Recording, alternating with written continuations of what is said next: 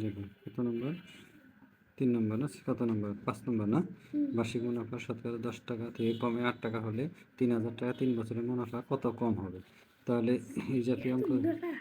হ্যাঁ, তারপরে আমরা জানি তাহলে আই সমান পি এন আর, এখানে মুনাফা কমে যেহেতু, তাহলে আর সমান হবে কত, 10 10 মাইনাস 8, তার মানে এত পার্সেন্ট, তার মানে কত, 2%। 2% মানে 10 2 ভাগ 100, 2 ভাগ 100।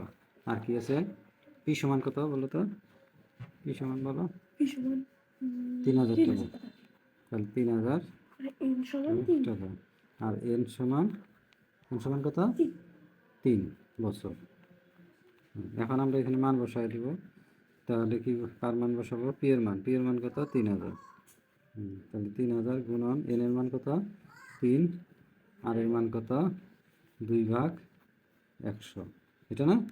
তাহলে এই শূন্য এই শূন্য এই শূন্য এই শূন্য করে দিলাম, তাহলে 3 তিরিকে কত, 9, একটা কত, একটা 3 তিরিকে 9, 9 দুগুণে কত, 18, একবারে লিখলে 9 দুগুণে 18 দিয়ে একটা শূন্য, তাহলে 180 টাকা।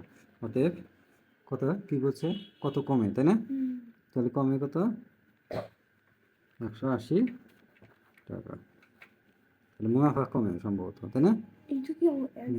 হ্যাঁ, মুনাফা কত কমে, মুনাফা কমে এত টাকা, এটি অ্যান্সার।